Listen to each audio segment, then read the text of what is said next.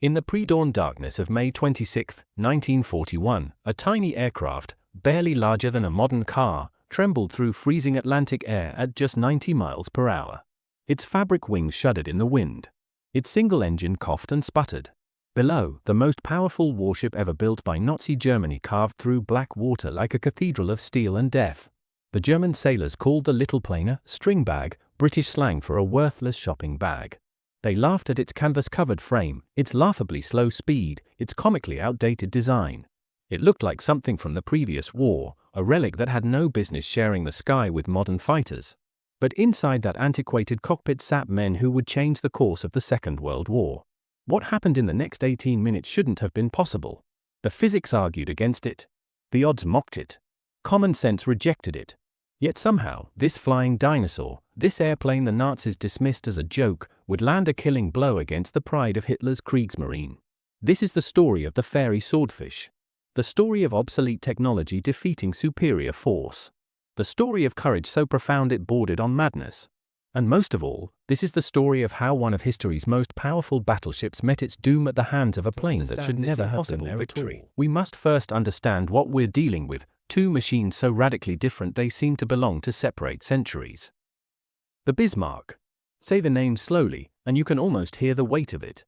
Launched in February 1939 from the Blohm & Voss shipyard in Hamburg, she was a Leviathan, 823 feet of welded steel plating, displacement tonnage of over 50,000 tons when fully loaded. Her main battery consisted of 8 15-inch guns that could hurl a 1-ton shell over 20 miles with devastating accuracy. Her armor belt measured 12.5 inches thick in places, virtually impenetrable to anything the Royal Navy could throw at her. She was beautiful, in the way that terrible things can be beautiful. Her sleek Atlantic bow cut through water with an almost predatory grace. Her superstructure rose in layers of gunmetal gray, bristling with anti-aircraft batteries, fire control systems, and the latest German radar technology. When fully crewed, 2,200 men served aboard her, a floating city of war. Adolf Hitler himself attended her commissioning in August 1940, standing on the rain-slicked deck with Admiral Erich Raeder, the head of the Kriegsmarine. For Hitler, Bismarck represented more than naval power. She was a symbol, proof that Germany could challenge Britain's centuries-old dominance of the seas. A steel fist aimed at the jugular of Britain's Atlantic lifeline. And she was not alone. Operating with the heavy cruiser Prinz Eugen, Bismarck was tasked with Operation Rheinübung, Rhine exercise. The mission was brutally simple: break into the North Atlantic and destroy the merchant convoys that kept Britain alive. Starve the island. Cut the supply lines. Force Churchill to sue for peace. Now, contrast this titan with her unlikely joke. Truly. Even British pilots affectionately called her the stringbag because she seemed held together by wire and prayers. First flown in 1934, she was already obsolete before the war even started, a biplane in an age of sleek monoplanes, a canvas-covered antique in a world of all-metal construction. Her maximum speed was 138 miles per hour. In level flight, with a torpedo slung beneath her belly, she slowed to about 90 miles per hour. Modern fighters could fly 3 times that fast. Her service ceiling, the maximum altitude she could reach, was barely 10,000 feet. She had no armor plating. No self-sealing fuel tanks. Her crew of 3 sat exposed to the elements in open cockpits, buffeted by wind and rain, navigating by compass and dead reckoning over featureless ocean. Lieutenant Commander Eugene Esmond, who would fly one of these machines into history, once described the experience: you sit in the front, completely exposed, with nothing but a windscreen between you and eternity. The wind tears at your face even through the goggles. The engine throws oil back that sticks to everything. You can smell the ocean 1,000 feet below. You can taste fear. And you fly straight at ships that can throw up enough metal to darken the sky. The Swordfish carried a crew of 3, pilot, observer, and rear gunner. The observer handled navigation and bomb aiming. The rear gunner operated a single .303 Vickers machine gun, useful primarily for making the crew feel slightly less helpless. For armament, she could carry either bombs, depth charges, or a single 18-inch torpedo weighing over 1,600 pounds. That torpedo was the key. The Mk-12 aerial torpedo had a range of about 1,500 yards and traveled at roughly 40 knots. To launch it effectively, a Swordfish pilot had to fly low, dangerously low, sometimes less than 50 feet above the waves, and slow, approaching the target at a steady speed to ensure a clean drop. This meant flying straight. The Swordfish was supposed to be retired, replaced by more modern aircraft. But Britain was desperate.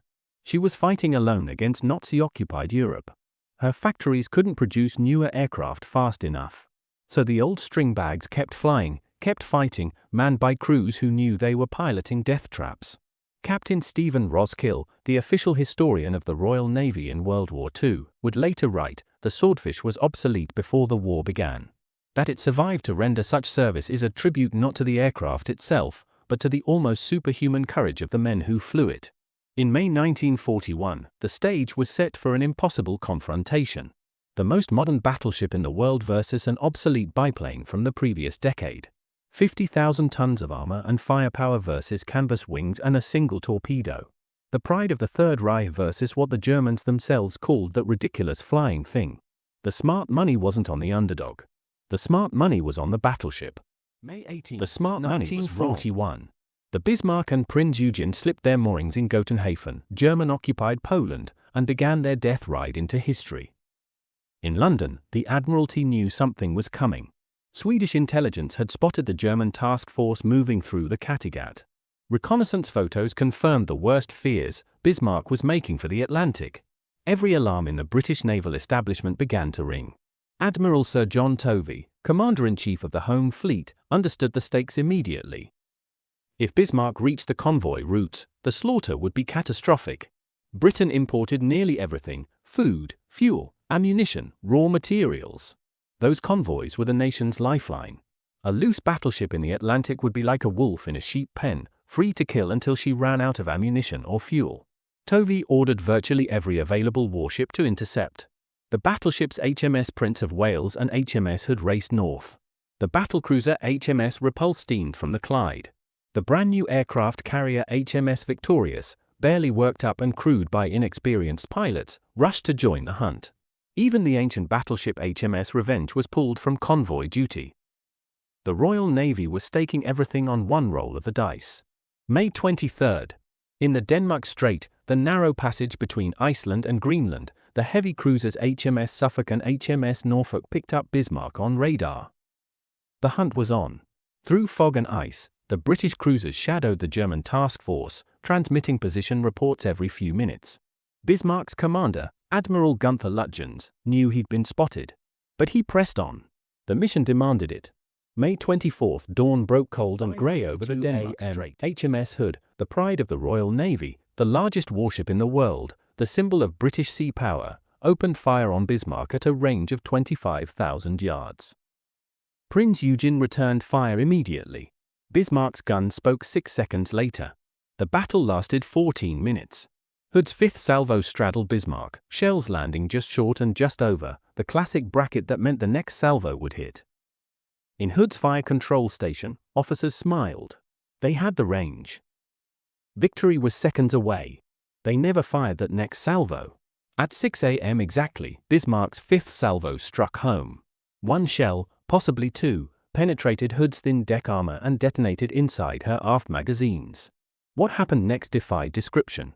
Eyewitnesses aboard Prince of Wales reported a very bright red flame that shot upward through Hood's midships, followed by a catastrophic explosion that literally broke the great ship's back. Hood's stern rose into the air like a drowning man's hand reaching for help. Then she was gone, swallowed by the cold Atlantic in less than 3 minutes. Of Hood's crew of 1,418 men, exactly 3 survived. Lieutenant Esmond Knight, serving aboard Prince of Wales, later wrote, "One moment she was there, a great ship full of life and hope. The next moment, nothing. Just oil and debris spreading across the water." I remember thinking, that could have been us. That should have been us. Then I stopped thinking and started already damaged and with her brand new guns malfunctioning, broke off the engagement. Bismarck had won a stunning victory. But victory came with a price. One of Prince of Wales's shells had struck Bismarck's forward fuel tank, causing a steady leak and contaminating hundreds of tons of fuel oil. Admiral Lütjens faced a decision: press on with the mission on reduced fuel, or return to France for repairs. He chose to make for the French port of Saint-Nazaire. Prinz Eugen would continue the commerce raiding mission alone. Bismarck would withdraw. It was a sound decision, based on sound naval logic. It was also a death sentence, because every ship in the Royal Navy was now hunting Bismarck with a fury that transcended mere strategy, but had been more than a warship. She had been a symbol, a promise, a piece of Britain's soul. Her loss demanded blood vengeance. For the next 24 hours, the hunt continued. Bismarck's crew worked frantically to patch the fuel leak while evading British pursuers. Suffolk and Norfolk continued their radar shadow, staying just beyond gun range, transmitting position reports that kept the Royal Navy locked onto their quarry. Then, in the early morning hours of May 25, Bismarck vanished. Suffolk lost radar contact. Norfolk's operators stared at empty screens. Through a combination of tactical maneuvering and sheer luck, Bismarck had broken the tracker's hold and disappeared into the vastness of the Atlantic. Admiral Tovey faced catastrophe. Somewhere in millions of square miles of ocean, the most dangerous warship afloat was running free. She could turn back toward Germany. She could make for occupied France. She could even turn west and disappear into the fog banks off Newfoundland. Without contact, the British fleet was hunting shadows. For 31 hours, Bismarck demanded updates every hour. In Berlin, Hitler waited by his telephone. Across the Atlantic, terrified merchant ships scattered from their convoy routes, captains knowing that Bismarck could emerge from any fog bank, from any horizon. Then, on May 26 at 10:30 a.m., a Catalina flying boat of the RAF Coastal Command spotted an oil slick gleaming on the grey water, 690 miles west of Brest, France. Following the trail north, the pilot caught a glimpse of a massive grey silhouette cutting through moderate swells. One battleship bearing 240 degrees, 5 miles, course 150 degrees, speed 20 knots. Contact re-established. But there was a problem. A huge problem. Bismarck had almost reached the protective umbrella of Luftwaffe air cover operating from French bases. In another 8 hours, German fighters would be able to escort her into Saint-Nazaire. British capital ships, Tovey's battleships and carriers, were too far away to intercept before nightfall. Once darkness came, Bismarck could execute another disappearing act and slip into France. Admiral Tovey studied his charts with the cold certainty of a man watching a winning hand slip through his fingers. He had one chance. One desperate, nearly impossible chance. HMS Ark Royal, the fleet carrier operating with Force H from Gibraltar, was within range. Just barely. If her aircraft could launch immediately, if they could find Bismarck in deteriorating weather, if they could slow her down, even by a few knots, then Tovey's battleships might catch her before she reached safety. It was a long chain of IFS. Each link had to hold. One failure would collapse everything. At 2:50 p.m. on May 26, 1941, 15 Swordfish torpedo bombers launched from Ark Royal's pitching deck. The wind shrieked. Rain fell in grey sheets. Visibility was measured in hundreds of yards. The Swordfish climbed into clouds that buffeted them like toys. Their crews navigated by compass, by instinct, by prayer. They dove to attack through savage anti-aircraft fire. Their torpedoes ran straight and true. They had just attacked HMS Sheffield, a British cruiser shadowing Bismarck. Through a catastrophic failure of communication, no one had told the Swordfish crews that Sheffield had moved ahead to maintain contact. The attacking pilots saw a warship, assumed it was Bismarck, and pressed home their attack. By sheer luck and the malfunction of several magnetic torpedo exploders, Sheffield escaped undamaged. But precious time, precious fuel, and precious credibility had been wasted. The Swordfish crews returned to Ark Royal in shame, landing on a carrier deck that pitched 40 feet through each swell. Men vomited from exhaustion and airsickness. Ground crews refueled aircraft while seawater washed across the flight deck. Ordnance handlers loaded the last torpedoes in the ship's magazines, these with contact exploders instead of the unreliable magnetic detonators. At 7:10 p.m., as the sun dropped toward a cloud-dark horizon, 15 Swordfish launched again. A second chance. A last chance. This time, there would be no mistakes. Lieutenant Commander Tim Cood, leading the striking force, brought his Swordfish down through the cloud base at 6,000 feet and immediately saw his target. 6 miles ahead, massive and dark against the grey sea, Bismarck plowed southward toward salvation. Even from this distance, she looked invincible. Her superstructure bristled with guns. Spray broke white against her bow. She was making 28 knots, every boiler pushed to maximum, her crew knowing that safety lay just hours ahead. Cood's observer, Sub-Lieutenant Peter Berger scribbled a hasty contact report and transmitted it to Ark Royal.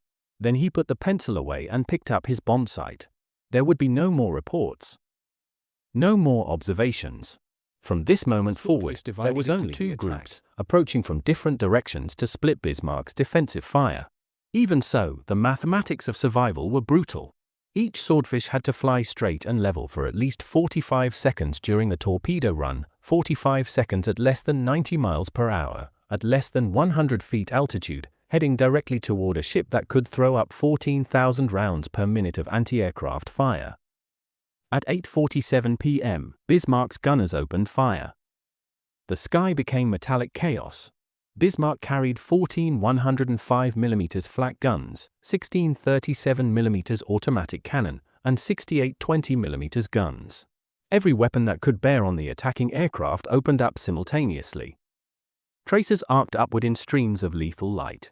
Heavy flak shells burst in black flowers. The 38cm main battery, the huge 15-inch guns designed to sink battleships, depressed to their lowest angle and fired into the water ahead of the aircraft, hoping to destroy the fragile biplanes with giant water spouts. The Swordfish flew through hell. Sub-Lieutenant Charlie Friend was in the second wave, watching the first aircraft go in. Decades later, he would recall, "I could see the whole ship firing. It wasn't individual guns, it was a solid mass of flame running the entire length of her. The tracers seemed to fill the air, so thick you felt you could walk on them. I kept thinking, there's no way through. There's no possible way through that. But the chaps ahead of us just kept going, steady as rocks, flying right into it. One swordfish took a direct hit from a 105mm shell and simply vanished, a flash, a spray of debris, gone. The crew never knew what killed them. One moment they existed, the next they were atoms scattered across the Atlantic. Sub-Lieutenant Dixon caught a stream of 37mm rounds through her port wing. Canvas shredded. Control wires snapped. The aircraft yawed violently to the left. Dixon fought the controls, somehow kept her level, somehow held the torpedo run. His observer, Lieutenant Hugh de Graaf Hunter, called the range in a voice gone flat and mechanical with terror-suppressed focus, 1,200 yards, 1,000 yards, 800. At 600 yards, Dixon released his torpedo and threw the Swordfish into a violent climbing turn, pulling every G the fragile airframe could tolerate. Fragments from a flak shell peppered the rear fuselage.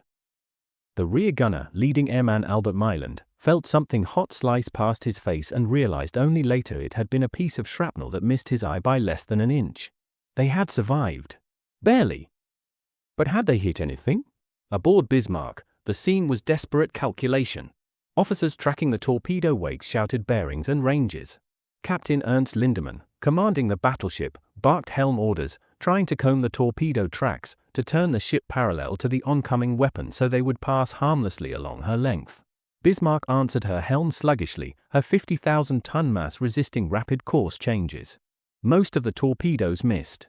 They ran beneath the ship or past astern or broached and ran crazy. The British crews had done everything humanly possible, flown through impossible fire, held impossibly steady, released at the textbook perfect moment, and still the ocean worked against them. The torpedoes conspired to fail, probability itself seemed weighted toward the battleship.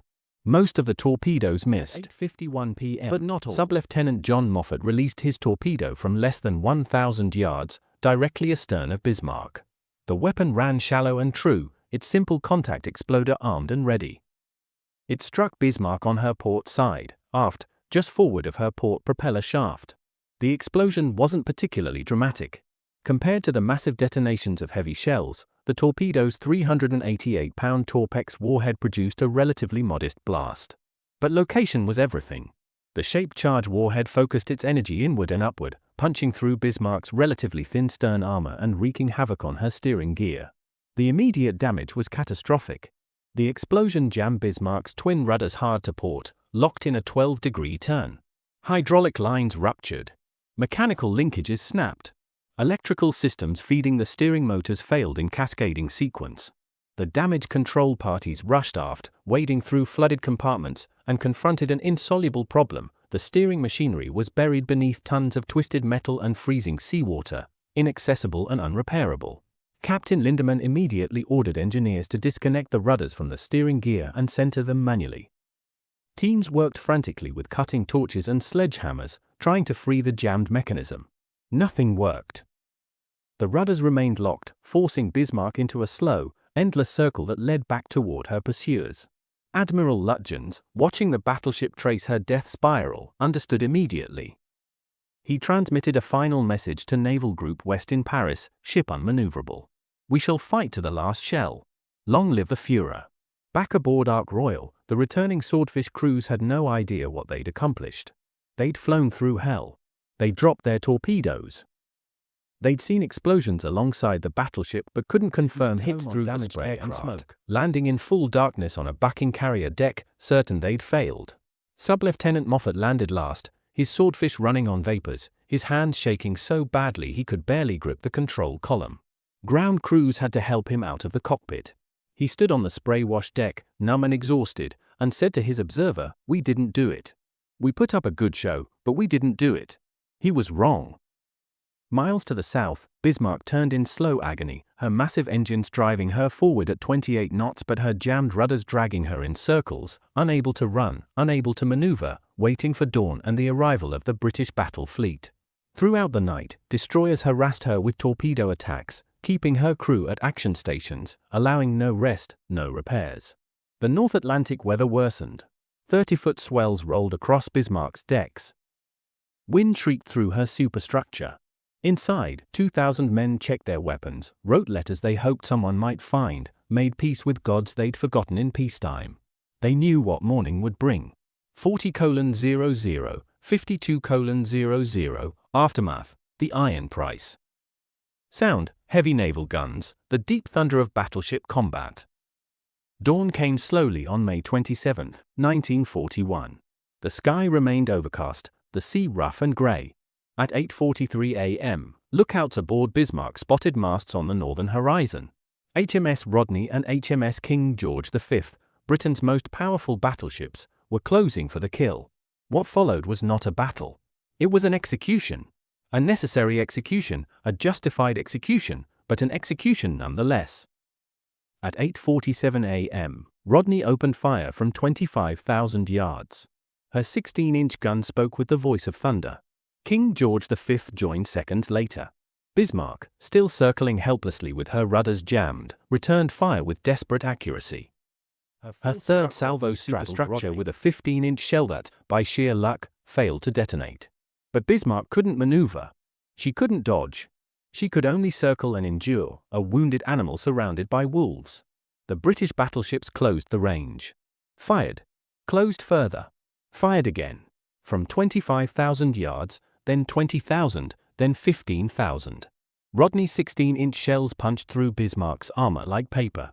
King George V's 14-inch salvos hammered her superstructure into scrap. Heavy cruisers HMS Norfolk and HMS Dorsetshire closed from the flanks, adding their 8-inch batteries to the carnage. By 9:31 a.m., Bismarck was a floating wreck. Her forward turrets were silent, their crews dead. Her bridge was gone, smashed to splinters by repeated hits.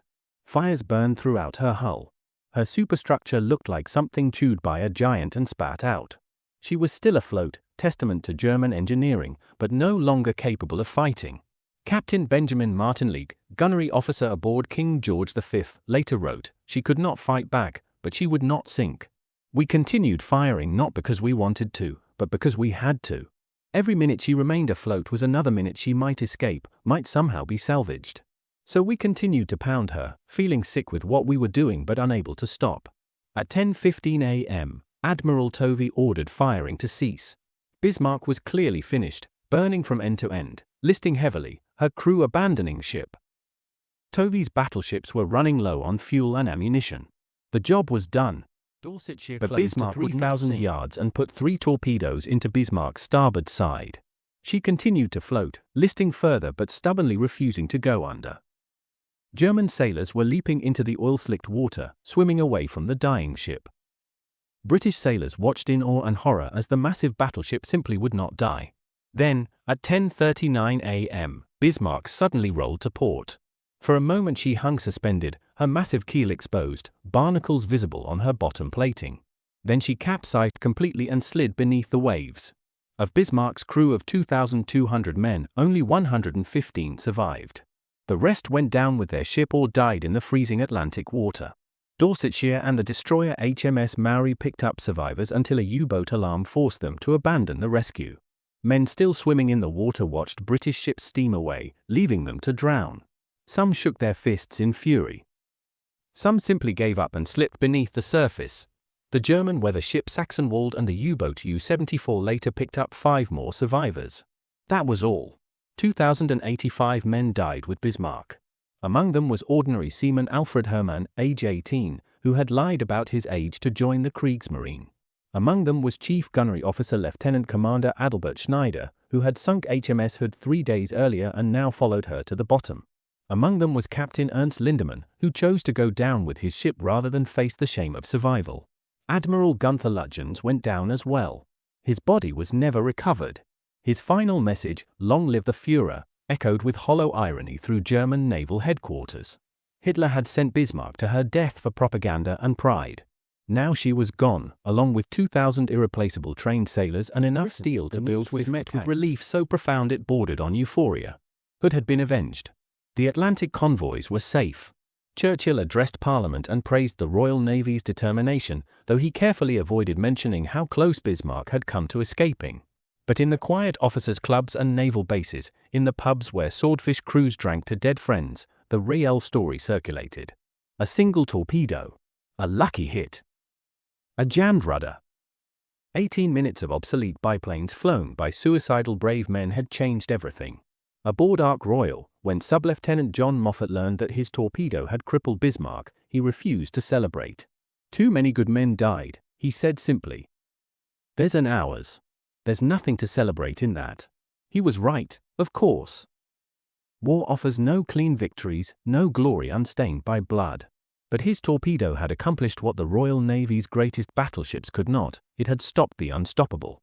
And it had done so from the cockpit of a plane the Germans had dismissed as a ridiculous in service until 1945, outlasting most aircraft that were designed to replace her.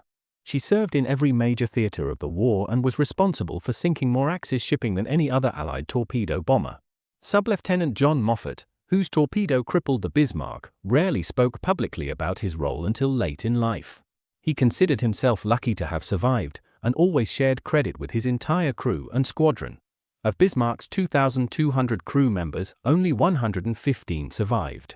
The wreck was discovered in 1989 and lies approximately 400 miles west of Brest, France, at a depth of 15,720 feet.